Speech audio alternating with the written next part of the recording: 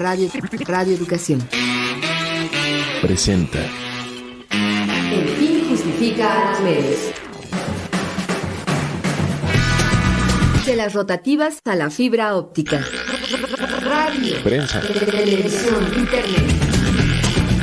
El fin justifica a los medios. Expresiones mediáticas contemporáneas. Hola, ¿qué tal, amigas, amigos? Qué bueno que están en sintonía con esta revista radiofónica dedicada a la comunicación. Les saluda Graciela Ramírez a nombre de todo el equipo y en compañía de mi querido José Ángel Domínguez. A la distancia todavía, José Ángel, ¿cómo estás? Todavía, ya estoy harto. No es cierto, estoy aguantando todavía, por supuesto, porque hay que cuidarse y estas terceras olas y repuntes y mutaciones de este virus, bueno, pues hay que extremar precauciones, por supuesto. Pero, por otro lado, fíjate, me encontré una frase que me parece interesante, dado el tema que nos ocupa hoy. Decía Nelson Mandela, este gran luchador social, finalmente presidente de Sudáfrica, ¿no? El deporte tiene el poder de transformar el mundo. Tiene el poder de inspirar, de unir a la gente como pocas otras cosas. Decía Mandela, tiene más capacidad que los gobiernos de derribar barreras raciales. Increíble reflexión, ¿no te parece, Gras? Me parece que sí, igual que el arte, José Ángel, también creo que la música, sobre todo, tiene esa facultad, ¿no? De unir a los pueblos más allá de las fronteras, de las razas, de las diferencias de todo tipo. Pues sí. ¿Y los Juegos Olímpicos qué tal? A pesar de que hay ahí, intereses por un lado y por el otro, y complejo, ¿no? Muchos intereses, ya lo vamos a ver en este programa con lo que nos compartieron nuestros entrevistados. Y es que los Juegos Olímpicos pues han sido siempre un evento que acapara la atención mundial a través de los medios de comunicación, como sabemos, ¿no? En esta ocasión, las condiciones que nos ha impuesto la pandemia, aunadas a este mayor desarrollo de las tecnologías digitales, pues han traído algunos cambios con respecto al pasado. Por ejemplo, disminuyó en un 36% el número de personas que vieron la inauguración de los Juegos Olímpicos por la televisión, lo cual significó pérdidas para algunas cadenas televisivas que invirtieron en licencias de transmisión por este medio. Sí, datos durísimos para esos comerciantes. Sin embargo, estas mismas cadenas también aumentaron sus visitas o sus vistas, digámoslo así, por medio de sus plataformas digitales. Y es que la mayoría de las personas pues hemos recurrido al streaming para seguir las competencias que son de nuestro interés, con la ventaja de que no tenemos que depender entonces de los horarios de la televisión, claro. Sí, además contaron con diversas plataformas para informarse, incluyendo las redes sociodigitales, a través de una variedad de cronistas, de influencers y de los mismos atletas que compartieron lo que sucedía en los entretelones, sus vivencias en primera persona, lo cual, bueno, ya es mayor información que solamente depender de la que nos daban antes, pues los cronistas de la televisión.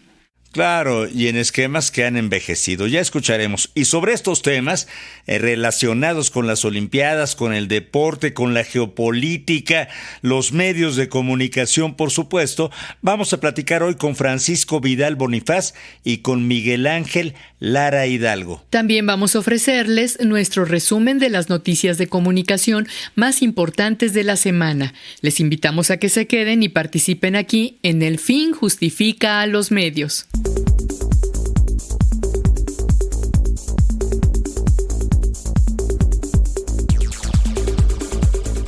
En El Fin Justifica los Medios nos encanta saludar a todas las personas que nos escuchan al aire por alguna de nuestras frecuencias y por supuesto a quienes lo hacen por internet. Pero quisiéramos saludar primero a aquellas personas que sintonizan este programa a través de nuestras emisoras hermanas. Por ejemplo, Radio Universidad Autónoma del Estado de Morelos. También la radio de la Universidad Autónoma de Baja California. Instituto Latinoamericano de la Comunicación Educativa en la Ciudad de México. Igual a Radio en Guerrero. El Escarabajo Radio en Jalisco. Radio Paraíso en Los Reyes, Michoacán. Radio Universidad Juárez Autónoma de Tabasco. Guerrero. Y Radio Universidad Autónoma de Occidente en Los Mochis, Sinaloa. Un abrazo fraterno de verdad a todos ustedes. Y por supuesto les recuerdo que pueden escuchar el podcast en nuestras redes sociales y en la página de Radio Educación www.e-medioradio.edu.mx. Así que los invitamos a participar. En Twitter estamos como @Radio El Fin y en Facebook como El Fin Justifica a los Medios. Vamos ahora a escuchar la selección de las noticias de comunicación más importantes de la semana que ha realizado nuestra compañera y amiga Ángeles Medina. Notimedios.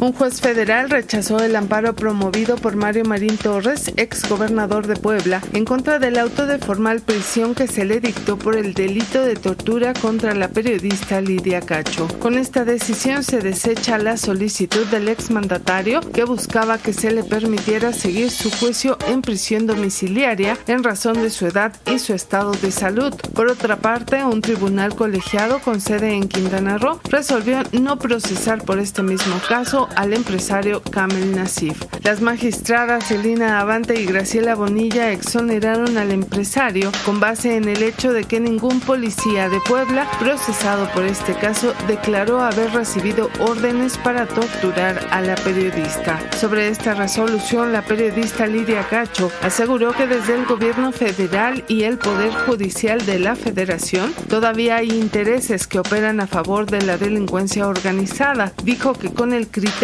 con que ha sido tratado Kamel Nasif, el ex gobernador de Puebla, Mario Marín, también podría librarse de los cargos en su contra. El gobierno mexicano no tiene relación alguna con Pegasus, asegura el presidente Andrés Manuel López Obrador, tras señalar que nuestro país ya no tiene contratos con la empresa que distribuyó el software espía en administraciones anteriores para realizar labores de espionaje. El mandatario señaló que ya solo existe un servicio que tiene la Secretaría de la Defensa Nacional y la Marina para realizar labores de inteligencia. La oficina en México del Alto Comisionado de Naciones Unidas para los Derechos Humanos expresó su preocupación por la continuidad de la violencia contra periodistas en México y condenó los asesinatos de los comunicadores Ricardo López Domínguez en Guaymas, Sonora, y Abraham Mendoza en Morelia, Michoacán. De acuerdo con el organismo, en 2021 han sido documentados los asesinatos de otros 3 periodistas y la desaparición de 2 más, y en cada uno de estos casos existen elementos que podrían relacionar los hechos con su actividad periodística. En este contexto, la ONU Derechos Humanos México llamó a las autoridades a investigar pronta y exhaustivamente las agresiones y asesinatos de periodistas, abarcando todas las líneas de investigación relevantes, entre ellas la posible vinculación de las agresiones con la actividad periodística realizada por las víctimas. Hasta aquí las noticias de comunicación más importantes de la semana. Le invitamos a que visite nuestro blog elfinjustifica.wix.com/notimedios.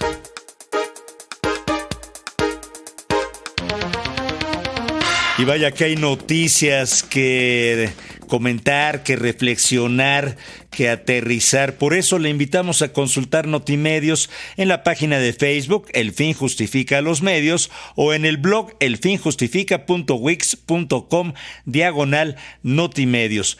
Por supuesto, nos importan muchísimo los mensajes de los radioescuchas y a continuación tenemos algunos comentarios del programa del 29 de julio del 2021 en torno al proyecto Pegasus. Graciela, hablamos sobre este espionaje al descubierto. Sí, al respecto, Ken Toledo nos manda un abrazo con calor de pueblo, dice, desde el oriente del estado de Morelos, y va otro abrazo para ti también, Ken.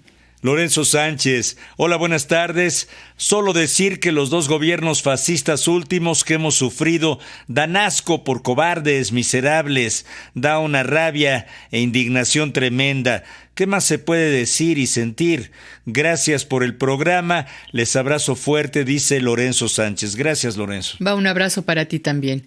Ferrari Alf dice, excelente programa, se expone mucho de lo que no sabemos. Pues de eso se trata, de aprender, de conocer siempre nuevas cosas, y vamos a aprender mucho en este programa donde vamos a hablar de los Juegos Olímpicos.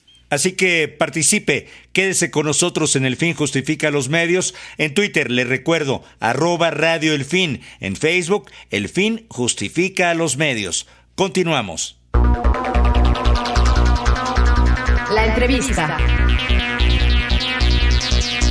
Olimpiadas y comunicación.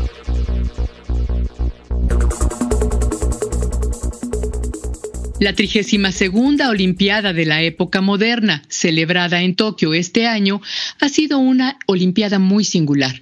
Entre otras cosas, porque tuvo que posponerse un año debido a la pandemia por el coronavirus, el COVID-19. Y, aunque la situación no ha cambiado mucho, el Comité Olímpico Internacional pues ya no pudo o no quiso posponerla más y decidió celebrarla sin espectadores. La realidad es que, pensamos, hay mucho en juego cuando hablamos de los Juegos Olímpicos.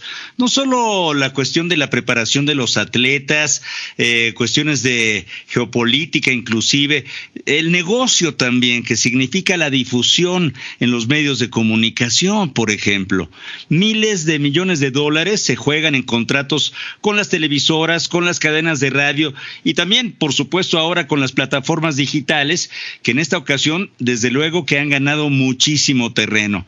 Varios influencers, los propios atletas pudieron comunicar directamente a las audiencias del mundo sus proezas, o al menos sus intentos, y robaron de alguna manera la atención a los cronistas deportivos tradicionales.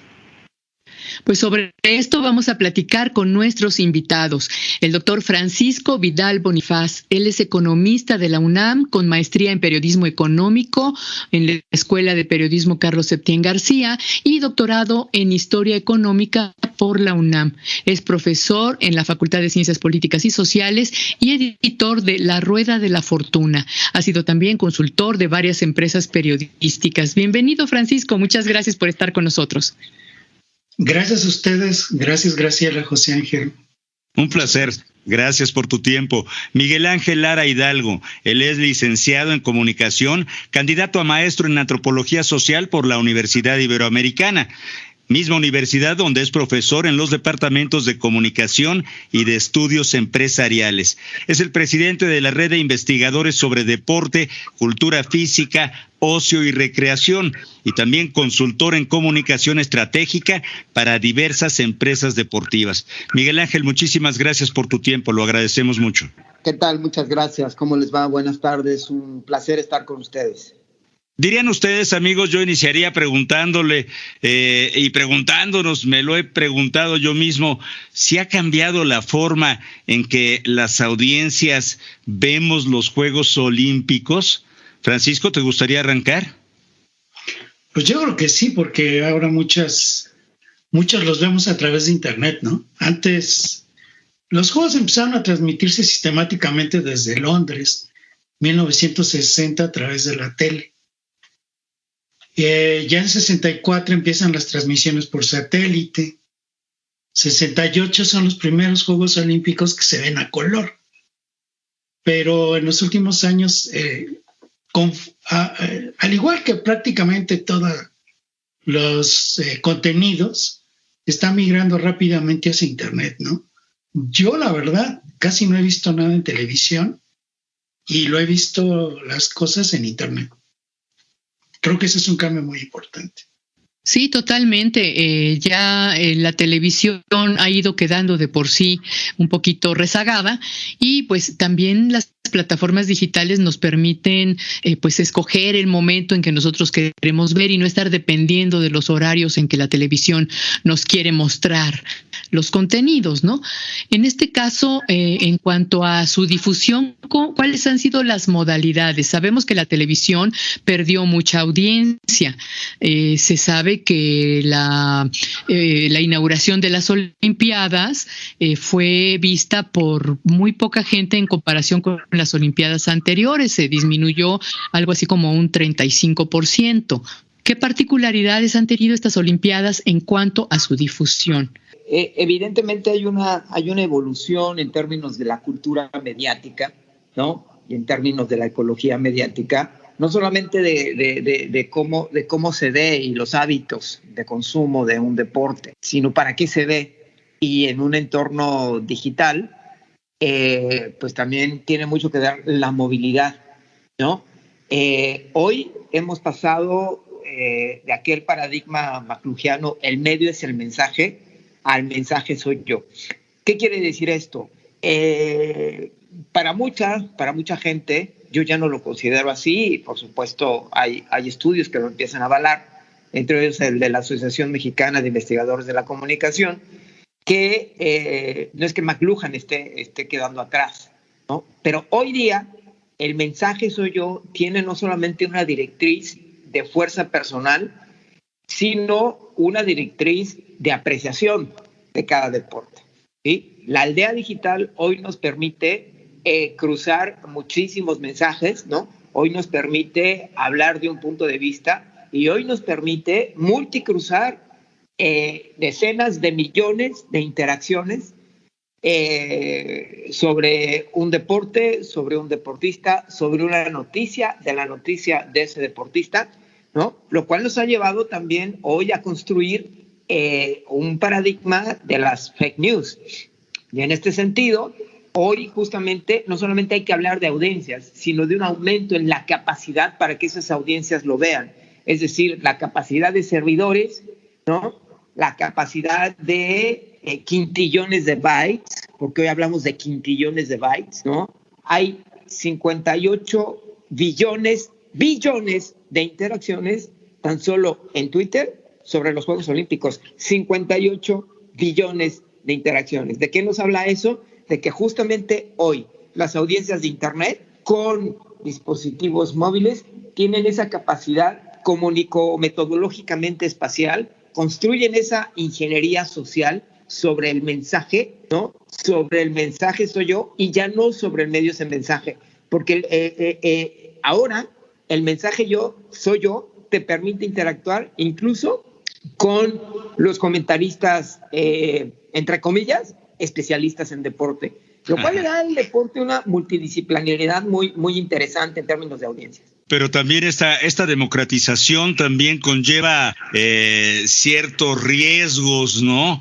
La opinión de muchísimas personas, ¿no? Nos convierte o tendemos a pensar que nos convierte en opinólogos, como muchos comunicadores en la vida. El encierro además ha jugado también, digamos, en este caso, una posición importante en la atención de la gente en torno a las competencias, por ejemplo, hablando de los distintos medios, porque la televisión sigue medrando, por supuesto, con transmisiones en la madrugada y retransmisiones a todas las horas del día, programas especiales cada hora y demás, Francisco. Sí, la televisión sigue siendo la reina, pero cada vez menos. Por ejemplo, rápidamente para platicarles, se estima que en Pekín la audiencia de televisión fue de 3.5 mil millones de personas y apenas 400 millones por los medios digitales. Eso fue en 2008. En 2016, en Río de Janeiro, ya por la tele fue menos la audiencia, fueron 3.200 millones contra 3.500 en Pekín. Pero la audiencia digital ya había crecido a 1.300 millones de personas, o sea, triplicó lo que había logrado en Beijing 8 años antes. Es muy posible que, dado las condiciones de la pandemia, se rebase la cifra más alta de audiencia de televisión de las Olimpiadas, que fue en Londres, que fueron de 3.6 mil millones de personas. Pero seguramente lo que sí va a ser un hecho es que la audiencia digital va a crecer mucho.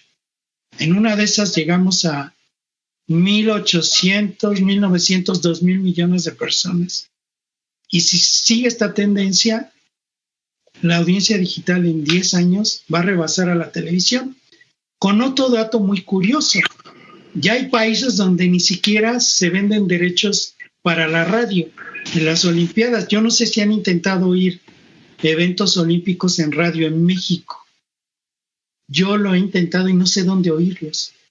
Entonces, eso es lo que está cambiando. Las audiencias se están moviendo como siempre. Las audiencias son terriblemente prácticas.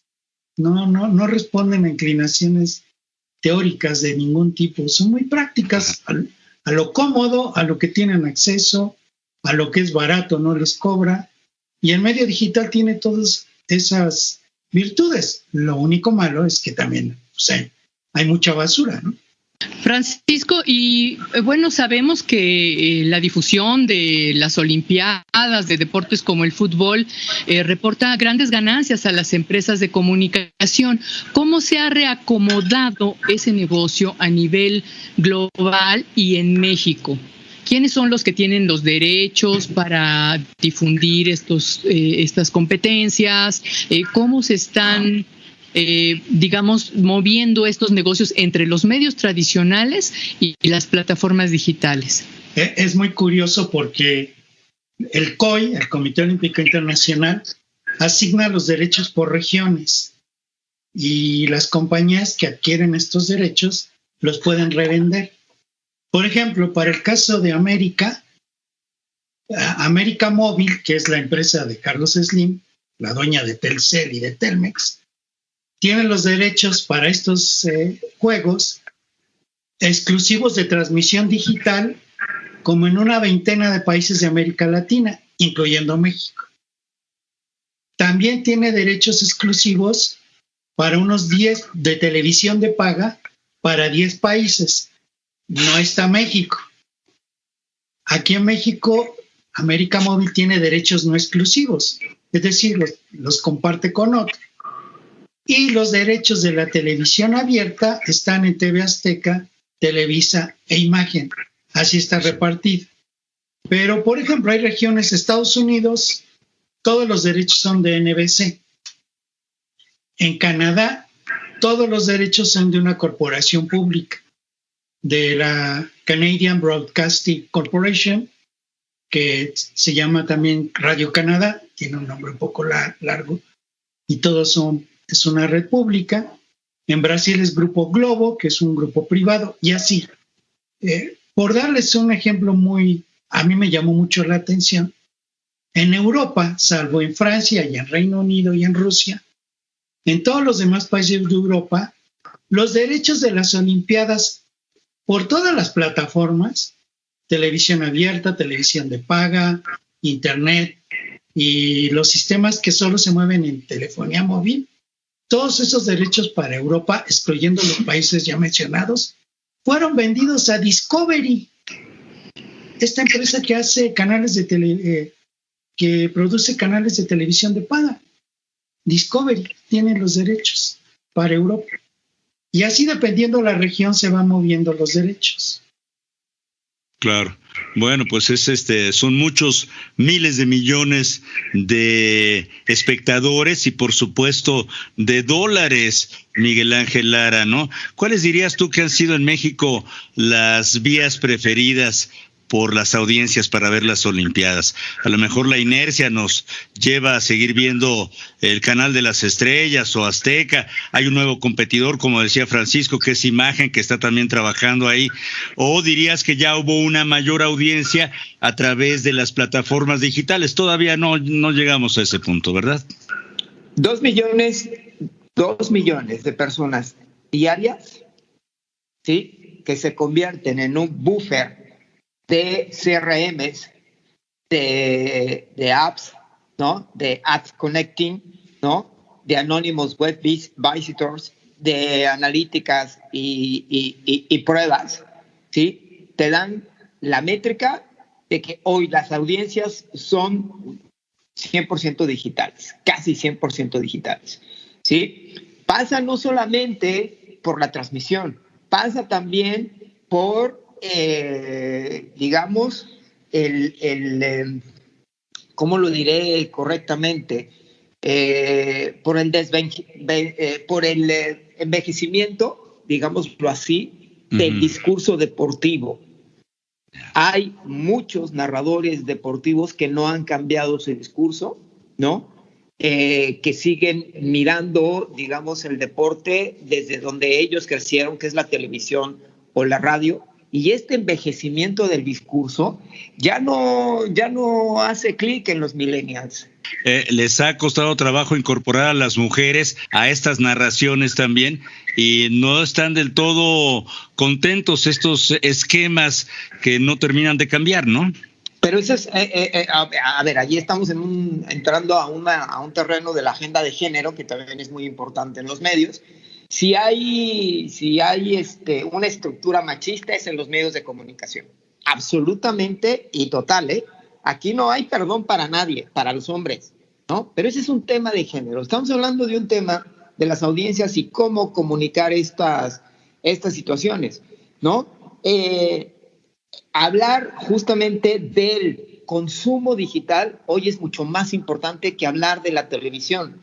En la televisión, por ejemplo, los sistemas de cable como Dish, como Sky, ¿no? Sobre todo Dish, que ahora tiene los 4 canales de Claro en vivo, ¿sí? Pero también pues los tienes en YouTube, ¿no? También los tienes en la app y también los tienes en las plataformas de Claro, es decir, América Móvil, como bien señalaban anteriormente. Pero todo el comportamiento de audiencias es absolutamente móvil. Me tocó hacer un vuelo el día de hoy doble y con 2 aviones desde Colima hasta Mérida, y la verdad es que fue impresionante ver a la gente en los aeropuertos y en las salas de espera del aeropuerto, cómo se estaban a través de sus teléfonos conectando a ver los Juegos Olímpicos. Hay que aclarar que son Juegos Olímpicos, no Olimpiada. Las Olimpiadas es el periodo que pasa entre la clausura de unos Juegos a la inauguración de otros Juegos. El término correcto es Juegos Olímpicos. Y en este sentido es muy importante hablar de las etapas de seguimiento del proceso de la alfabetización digital, ¿no? Y esto se ha convertido también en una excelente opción para el marketing, ¿no? Para la venta.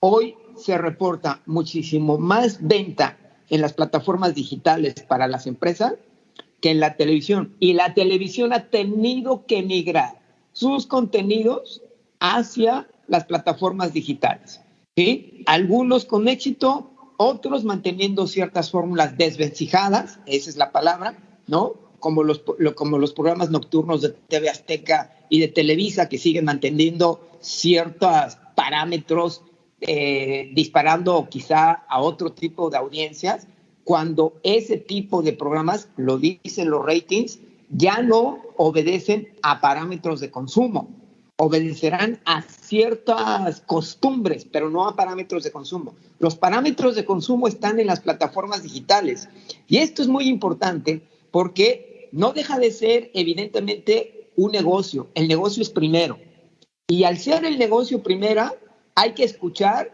a la analítica, hay que escuchar a la data systems, hay que escuchar a las redes sociales, ¿no? Hay que administrar perfectamente bien las redes sociales, y las redes sociales de los medios y las redes sociales de otros influencers, los constructores de blogs, los constructores de otras economías, ¿no? Incluso hablar de una mini central de medios que muchos consumidores digitales y muchos influencers digitales ya disponen, y que también tienen una influencia en la opinión digital.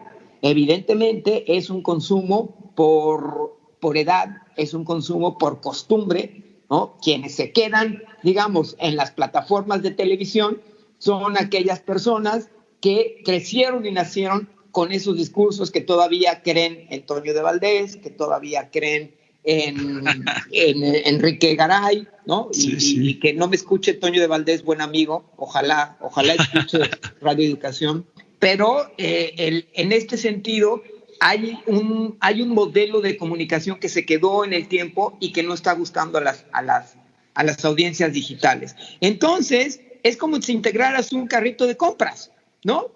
Que te permite registrar automáticamente las transacciones web, las transacciones de tu app, de tus tiendas en línea, y con eso también le sirve a las diversas empresas para construir su SEO o sus leads digitales para poder vender publicidad, tanto pasiva como activa, que es lo que se ha dado hoy día, ¿no? Y hoy ese tipo de consumo está configurando también el discurso y la narrativa deportiva.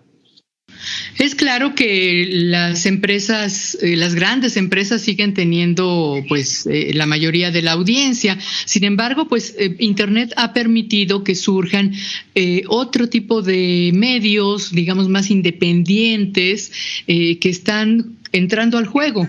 ¿Cómo está en este sentido esta competencia entre los nuevos medios emergentes y los viejos medios que se han ido actualizando y que tienen ya también su ventana en Internet? Francisco.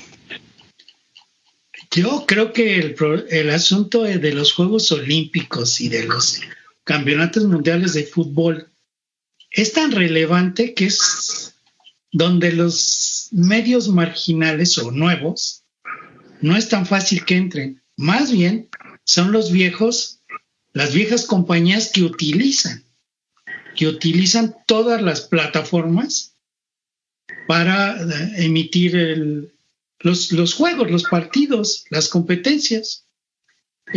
Cuando uno ve la distribución de los derechos que hace el Comité Olímpico Internacional,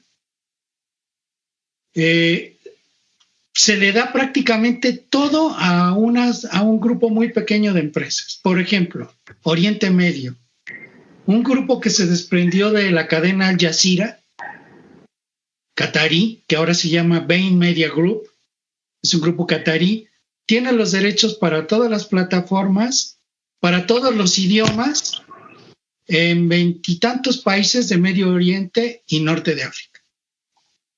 No es exactamente un medio nuevo. El gran problema es que para la transmisión de los Juegos Olímpicos o de los campeonatos mundiales de fútbol se necesita mucho dinero porque los derechos son muy caros. Mientras que hay productos mediáticos o contenidos que pueden ser fácilmente generados y distribuidos por medios no tradicionales, este tipo de productos, este tipo de contenidos no es tan fácil que sean reproducidos, comprados y transmitidos por medios no tradicionales. Parte de esto, y lo sabe el Comité Olímpico Internacional, es de que no solo es la negociación de bloques de países con pocas empresas, sino también que les pone a disposición a estas empresas al grupo de patrocinadores, que son una veintena de compañías multinacionales, todas grandes multinacionales. Estamos hablando de Coca-Cola, de la empresa Allianz de seguros, Toyota, por decir algunas, que son patrocinadores de los Juegos Olímpicos. Aunque algunas se salieron, Francisco, ¿no? Pues se salió Toyota, pero no, se salió nada más es que hay dos tipos de patrocinios. Existen los patrocinios, digamos, globales, eso los negocia el Comité Olímpico Internacional, y existen los patrocinios locales que los negocian los comités organizadores locales, en este caso el Comité de Tokio. Algunos patrocinadores locales se retiraron, pero de los globales, ninguno, incluso está Toyota, pero dentro de ellos están Panasonic, Toyota, que son japoneses. Entonces, esta es una cena, por ya sea, o una comida de pocos concurrentes y donde el boleto de entrada es muy, muy caro. Entonces no hay tanta posibilidad de esa competencia. lo que están haciendo, reitero, los grupos tradicionales, es sí aprovechando las nuevas plataformas, coincido con Miguel Ángel, que son hacia donde la gente se va.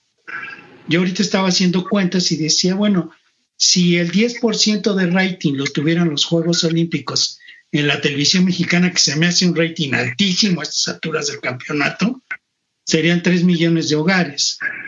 Pongamos, dice el INEGI que hay 3 personas en promedio por hogares. Lo ven 9 millones de personas por la tele. Yo creo que por todas las plataformas digitales, y tal vez Miguel Ángel me pueda corregir, pero no creo que... Yo creo, al contrario, que son más de 9 millones de personas los que ven los Juegos Olímpicos a través de las plataformas digitales. Pero insisto, esto es un plato que solo comen los que pagan boletos muy, muy caros, y esas son las grandes multinacionales de las comunicaciones y, en general, pues de los productos de consumo, diría yo, que son los grandes patrocinadores. Ya. Sobre todo el Comité Olímpico Internacional. Miguel Ángel, ahí está la pregunta abierta. Te pido concisión en la respuesta para hacer un corte y regresar a esta conversación. Sí, justamente yo creo que Francisco atinadamente nos dibuja un cartel muy claro, ¿no? En términos de cómo son estos grandes jugadores. Pero también hay que hablar de la resonancia. Y hay que hablar no solamente de esos 2 o 9 millones o 15 millones. Hay que hablar también del número de bytes y de data systems que se está replicando. Estamos hablando de quintillones de bytes. Y hablar de quintillones de bytes es hablar de una conversación metaglobal, ¿no? Y esto quiere decir que la conversación en torno a los Juegos Olímpicos entonces se convierte justamente en un panorama de muchísimos temas al mismo tiempo, de geopolítica, de comunicaciones, de datos, de política, de violencias, de género, de hombres, de razas y un gran etcétera. Podemos seguir si quieren para que puedan ustedes mandar a una pausa tranquilamente.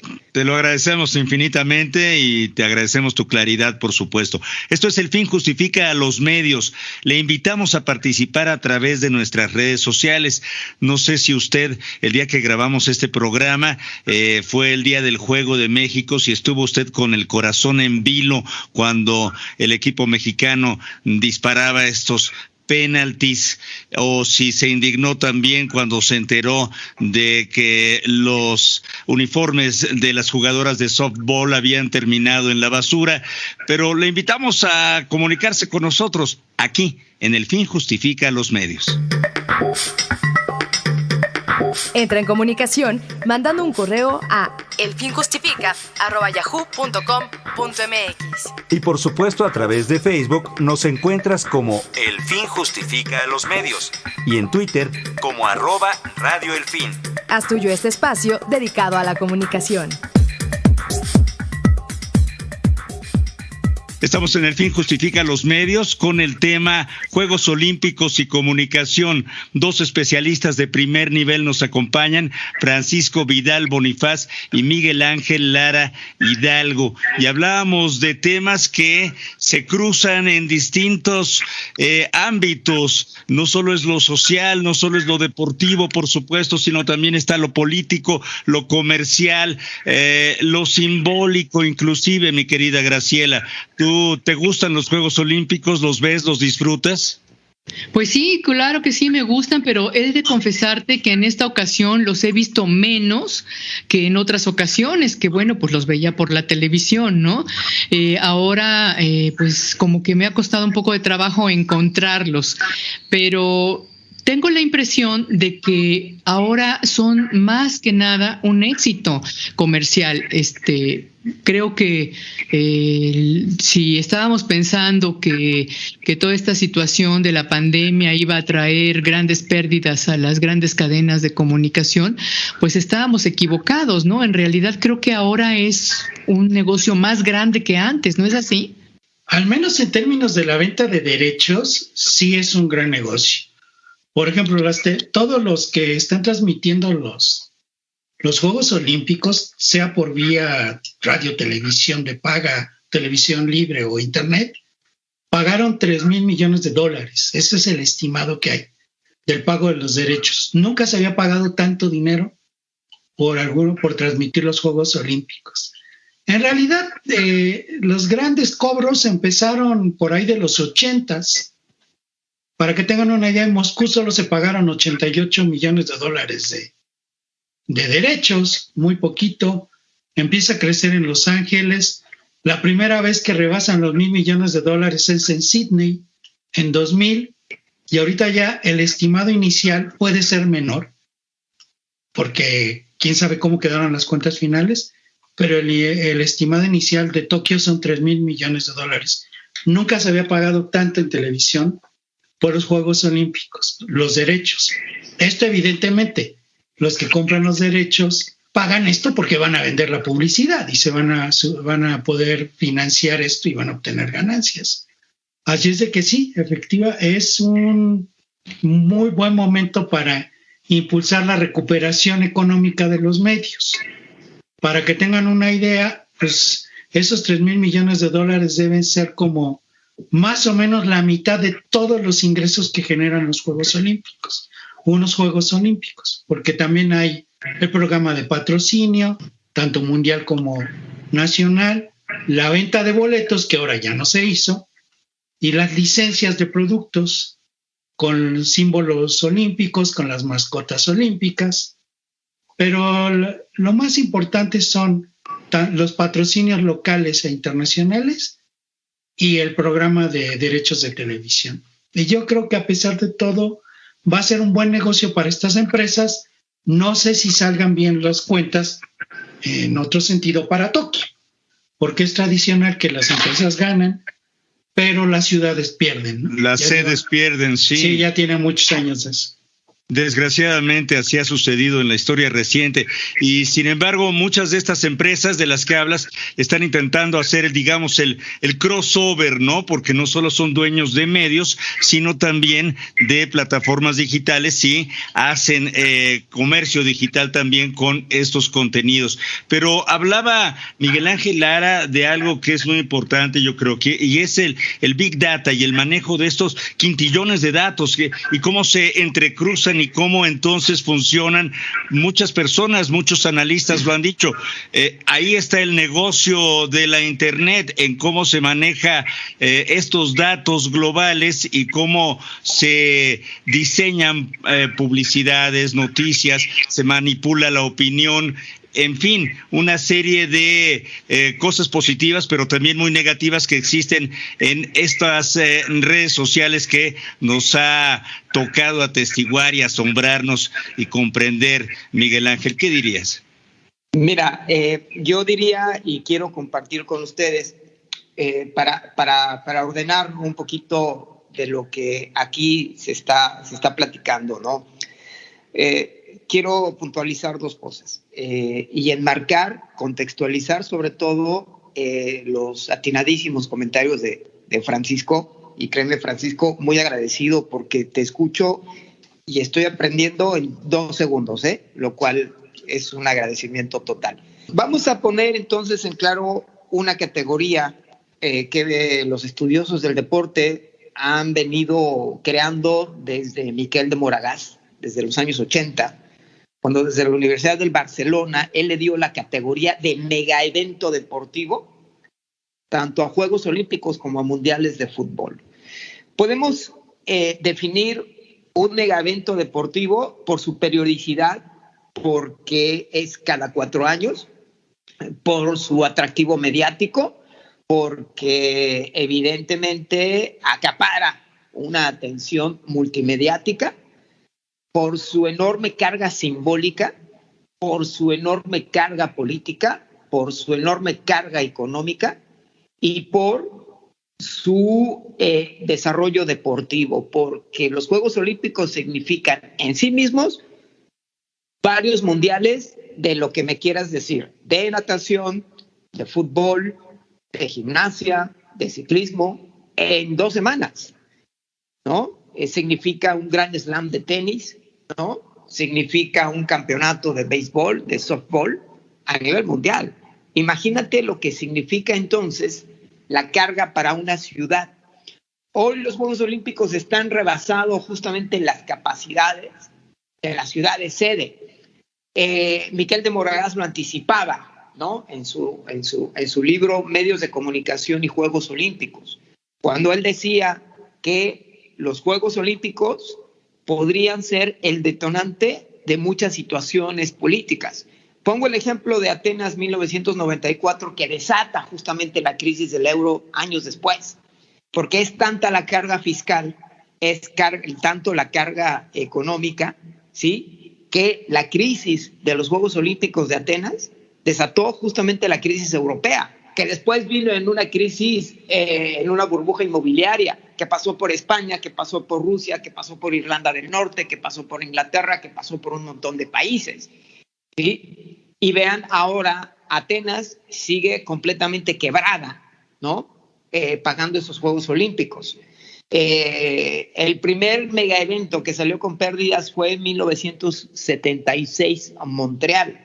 La carga fiscal para Montreal la siguen pagando. ¿Cuántos años después? ¿No? 40 y tantos años después la sigue pagando. Muy importante identificar estos constituyentes que se aglutinan y se aglomeran alrededor de un mega evento deportivo, ¿sí? Y el mega evento deportivo lo que tiene es que integra a muchos actores, a muchos jugadores, directos o indirectos, ¿sí? Pero los Juegos Olímpicos y los Mundiales de Fútbol entran en esta categoría de mega evento deportivo porque incluyen todas las cargas fiscales, tanto de un país como de la ciudad organizadora. Les va otro ejemplo de que va a detonar una crisis. Solamente 4 países en la historia, en diferentes momentos económicos, han organizado 2 megaeventos deportivos seguidos. El primero fue México, 1968-1970. El segundo fue Alemania, ¿no? Con 1972 y 1974. El tercero fue los Estados Unidos con 1994 y 1996 con los Juegos Olímpicos de Atlanta. Y el último lo tenemos en Brasil. La carga fiscal de Brasil y las pérdidas económicas de Brasil están prospectadas a 35 años. ¿Por qué? Porque Brasil lo hace en el preámbulo de una pandemia, de una crisis global, de una crisis económica y de una crisis financiera que hoy lo tiene sumido en la incertidumbre. Agrégale la carga fiscal, agrégale la carga económica de la pandemia, ¿sí? Hoy la perspectiva de Brasil para salir de esas deudas derivadas de los 2 megaeventos deportivos seguidos es de 65 años. Cuando hablamos de esto, estamos hablando entonces que le representa a un país organizador una posibilidad de no volver a realizar un mega evento deportivo. Hoy vemos una Euro organizada en muchos países, con grandes resultados, con menos cargas económicas para los países, aunque se le cargó, por ejemplo, los juegos finales a Inglaterra, pero no le representó una gran carga económica ni fiscal, ¿sí? Se realizó en varios países. Hoy Tokio tiene una perspectiva de pérdida de cerca de 10.200 millones de dólares de pérdida. 10.200 millones de dólares de pérdida. Prospectados en los próximos 15 años. Japón, una potencia mundial. Agréguenle las pérdidas sumadas por la falta de público en los estadios. Eso es lo que ahorita estamos pensando y así se están desarrollando los megaeventos deportivos. ¿Cómo se podría compensar? Con la carga de patrocinios. Pero no es posible, en una perspectiva económica, alcanzar un equilibrio en los próximos años. Los mega eventos deportivos habría que repensarlos habría que Claro. reestructurarlos y el COI y la FIFA deberían estar empezando a trabajar en ello, ¿eh? Bueno, pues qué interesante reflexión, Miguel Ángel Lara, te agradecemos muchísimo. Debemos continuar esta conversación de alguna manera, son temas muy importantes que luego se escapan a la atención y al análisis minucioso como ustedes nos han compartido.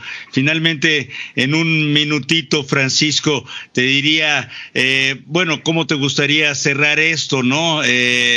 Los juegos atrapan la atención y el interés de miles de millones de personas en el mundo, son importantísimos en distintos niveles del entendimiento y además bajo estas circunstancias complicadas. ¿Qué viene? ¿Cómo se transformará? Te pido muchísima concisión porque estamos por cerrar. Gracias, Francisco Vidal. Siguiendo a Miguel Ángel, yo creo que podríamos concluir diciendo que de lo que se trata es de perder el dinero.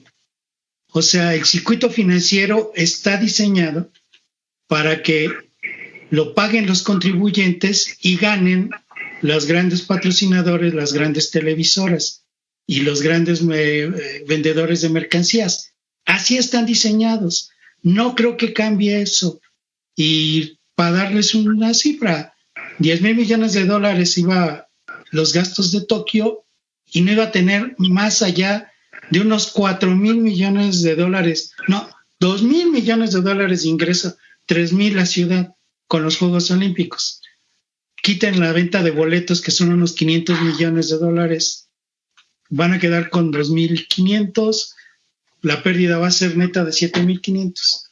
Así está diseñado, ese es el negocio, para eso sirven estos megas eventos, son un diseño financiero desde hace algunos años. Y creo que los ciudadanos mexicanos seguimos pagando la tenencia desde aquellas épocas lejanas, desde 1968, después de la Olimpiada, ¿no? Eso fue a proa. Está totalmente organizado para que sea así. Ya. Caray, qué interesante. Bueno, nos han abierto información que no sospechábamos. La verdad es que es muy interesante conocer estos entretelones de los Juegos Olímpicos. Les agradecemos muchísimo por su experiencia, por toda esta información que nos han compartido. Y bueno, desde ahora pues vamos a ver los Juegos Olímpicos con otras miradas. Gracias, Miguel Ángel Lara. Gracias, Francisco Vidal. Ojalá y muy pronto podamos continuar esta conversación. Un abrazo, muchas gracias. Muchas gracias. Gracias. Pues hasta aquí el programa de hoy. Gracias por su compañía. Los esperamos la próxima semana. Continúe apoyando las medidas sanitarias. Cuídese, cuide a los demás. Cuidémonos todos.